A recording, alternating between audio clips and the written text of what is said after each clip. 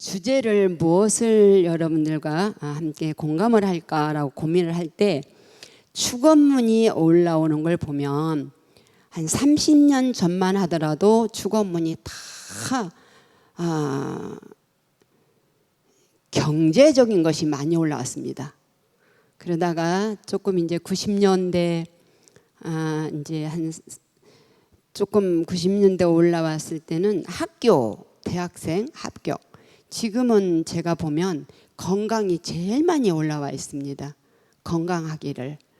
그래서 오늘의 주제는요, 100세 시대의 건강 비법.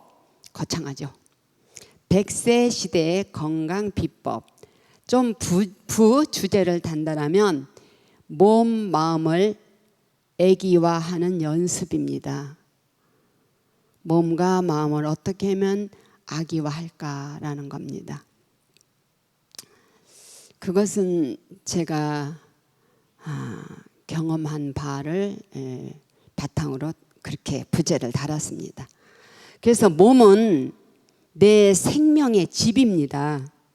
그리고 이 집은 인연법에 의해서 부모에 의해서 지어졌고 관리자는 본인입니다. 적어도 이 자리에 계시는 분들은 그리고 관리는 습관이거든요. 그리고 가장 책임 있는 관리자는 마음입니다. 마음을 다른 말로 말하면 성격이라 할 수 있겠죠. 그래서 우리가 살아가면서 많은 애착과 집착과 내가 소중하게 귀중하게 생각하는 바가 많습니다. 그 중에서 역대로 많은 선지식이나 많은 내 인생의 선배들이 하는 말이 살아가면서 잃지 않고는 못 삽니다. 나름대로 잃습니다. 잃을 것이 많이 있는데 거기서 가장 적게 잃는 것은 돈이다 라고 했고, 조금 많이 잃는 것은 사람이다. 내 주변으로 사람이 떠나는 거. 그리고 전체를 잃는 것은 건강이다 라고 했습니다. 참 소중한 걸 알지만 우리는 목전에 있는 현실의 건강을 좀 잊어버리고 사는 경향이 있습니다. 그러면 건강의 개념이 우리는 항상 씩씩하고 체력이 빵빵하고 이거를 건강이라 하는 게 아니라 아프지 아니하면 건강하고 수명 장수하는 게 건강이라고 저는 생각합니다. 그랬을 때 우리가 살아가면서 이때 조상님들이 선대의 우리 선사님들이 내 부모가 조상이 다 훌륭하지 않는 분들이 없습니다. 다 훌륭합니다. 우리 부모 때는 할아버지 때는 어떻고 다 합니다. 그런데 살아가면서 자랑거리가 딱 한 가지 있습니다.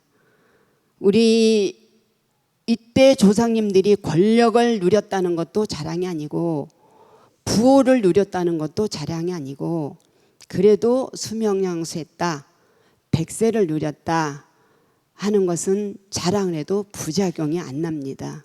그만큼 마지막에는 내 기능이 다해서 아쉬워서 몸을 내려놓는 것이 떠남입니다.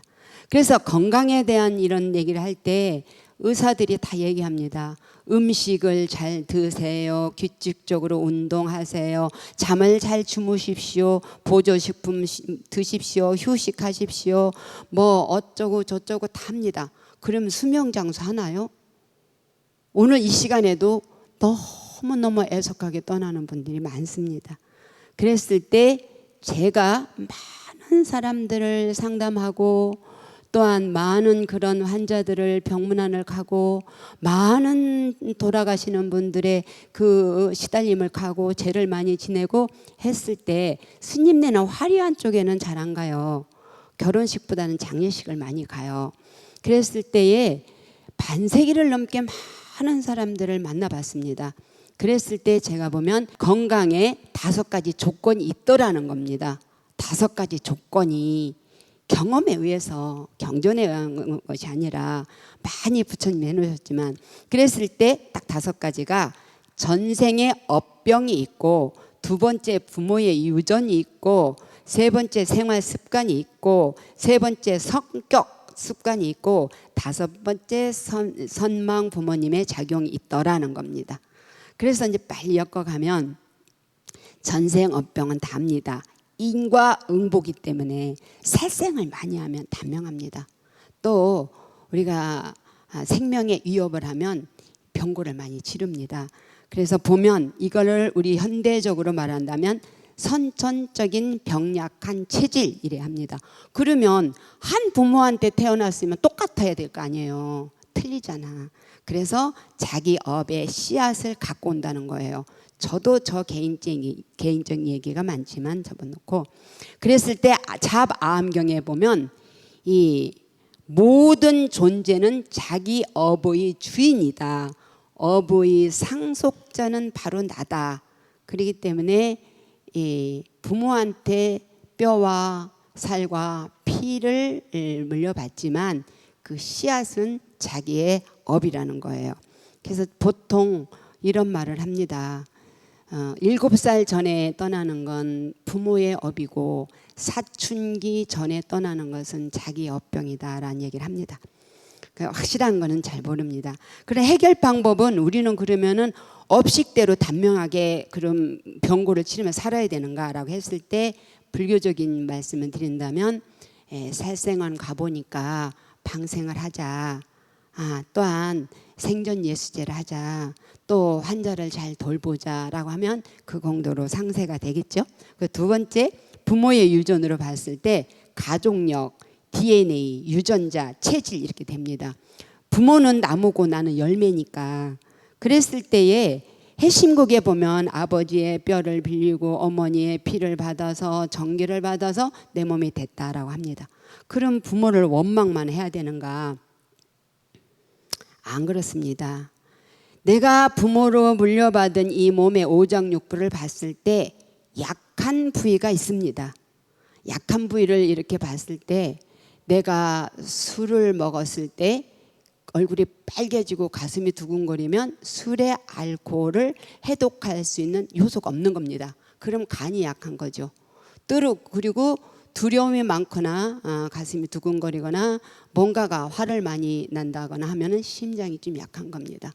그리고 감기가 많이 걸리고 또 호흡에 숨이 차거나 하면 패겠죠. 그리고 생각이 많고 소화가 안 되면 위장일 것이고, 또한 이제 설사를 한다거나 이러면 장일 텐데, 그럼 덜 해야 됩니다.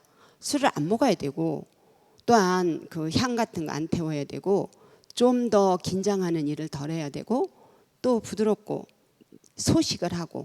장은 제2의 뇌기 때문에 찬 걸 제일 싫어합니다. 그래서 따뜻한 걸 먹고 이렇게 조심을 해야 되는 거죠. 후천적으로. 그래서 그건 누가 모르나요? 다 알지요. 그래서 안 하는 것이 병이죠. 그리고 이제 세 번째 생활 습관이라는 것은 뭐냐면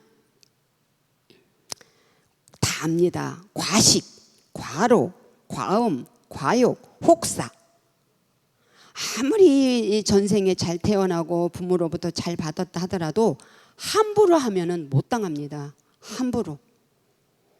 보통 우리가 30, 40대 굉장히 혹사를 많이 시킵니다. 그랬을 때 병고에 단명하다라는 유마경에 보면 병은 욕심에서 발생한다. 그렇기 때문에 마음을 쉬면 병은 사라진다라고 했습니다. 해결 방법으로도 짧게 굵게 살고 가야지 하면 할 수 없습니다. 그렇게 사시다 가시는 수밖에 없습니다. 그러나 몸은 나무와 같아서 환경을 만들어주고 잘 관리하면 나무는 살아납니다. 그리고 이제 네 번째 성격의 습관이라는 것은 가장 중요합니다. 이 부분이. 성격의 습관이라는 것은 제일 중요한 것이 욕구불만입니다. 욕구불만.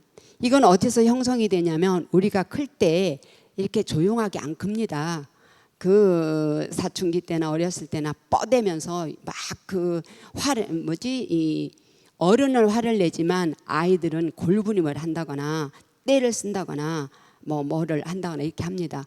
그때 부모들이 뭔가를 공감해 주는 것이 어렵기 때문에 누릅니다. 어른이 화를 내서 누르면 아이들은 눌릴 수밖에 없습니다. 그때 억압된 그런 것들이 욕구 불만으로 나이가 들면 나옵니다. 욕구 불만이 가장 성격의 습관이 무서운 것이고, 또한 화내는 거, 진심, 급한 거, 예민한 거, 후회, 억울함, 슬픔, 이런 감정들이 다 오장육부에 연결되어 있습니다. 그래서 오장육부가 지치는 거죠. 그래서 이제 법구경에 쌍욕품이라는 데 보면 분노에 이끌리는 사람은 몸을 해친다 라고 돼 있어요. 그래서 부처님도 그러셨잖아요. 사자가 아무리 그렇게 강하더라도 그 몸에서 구더기가 나와서 사자의 몸을 삭히고, 아무리 센 새라도 그 몸에서 녹이 나와서 그 몸을 녹인다라고 했습니다. 그런데 해결은 뭐냐면, 우리는 불자니까 참회 기도를 하는 거죠. 내가 이렇게 했습니다. 참회 기도를 한다는 건 마음의 결을 삭히는 것이고 비우는 겁니다. 그래서 기도라든가 수행이라든가 마음 공부라든가 자기 인정하기입니다. 자기 인정하고 영원한 것은 없다. 무상이라는 걸 인정을 한다라면 좀 더 내가 성격에 그런 강한 거, 독한 거, 이런 것들이 좀 삭는다는 거죠. 그리고 마지막에 선망조사님의 영향인데, 저는 이제 올해 절집에서 제를 모셨잖아요. 모셨는데 분명하게 있습니다. 뭐가 분명하게 있는가? 지금 여러분들도 있잖아. 나도 있고. 생명의 본질이 있잖아요. 살았을 때는 생명이라 하잖아. 영성이다, 생명이다, 공성이다, 진여다, 법성이다, 좋은 의미로 붙이지만 그게 몸을 딱 여의면 영혼이라 하잖아. 혼백이라 하고. 그 자체가 금방 그렇게 환생을 하거나 금방 그것이 극락을 가거나 해결되지 않아요. 그래서 봤을 때 그렇다고 부정적이지 않아요. 우리는 죄를 모시는 것은 공덕을 입고자 해서 하잖아요. 긍정적인 것을 봤을 때는 공덕을 서로가 얻는 것이고, 또한 부정적인 걸 보면은 정신병자나 지적 장애나 그 작용이 있습니다. 그거는 여기서 많이 말을 할 수가 없지만, 뭐냐면 돌아가신 분들의 그 영혼은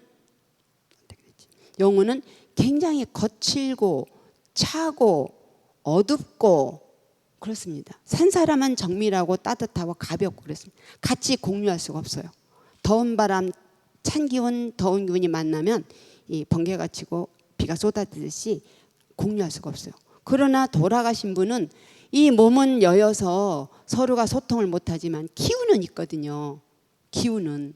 그래서 우리가 가장 이 오감이, 전신이 딱 작용을 안 할 때 꿈속에서 교감을 하는 거예요. 그래서 그 돌아가신 분이 우리를 해코지 하려고 해서가 아니라 나야 나라고 해도 우리는 같이 공감할 수가 없고 공유할 수가 없어서 아픈 거예요. 기질이 달라서. 그래서 그런 것들이 있는데 해결은 있잖아요. 윤회 사상에서 볼 때 또는 인연 연계성에서 볼 때 영향이 있다. 빙의도 있고 정신질환도 있고 불안증, 공포, 공황장애도 있다. 그랬을 때에 우리는 자꾸 연부를 사르고 동일시해서 공덕을 지어드리면 됩니다. 두 번째, 지극한 기도는 업병으로부터 모든 질병을 사라집니다. 그 세 번째는 숨만 잘 쉬어도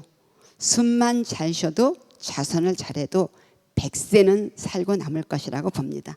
그리고 끝으로 정말 해보세요. 안 하면 소용없어요. 꼭 해보시는 게 뭐냐면 잠들 때 텔레비보다 그냥 자면 사실은 한 2시간은 손해입니다. 그 영상이 사라져야 되니까.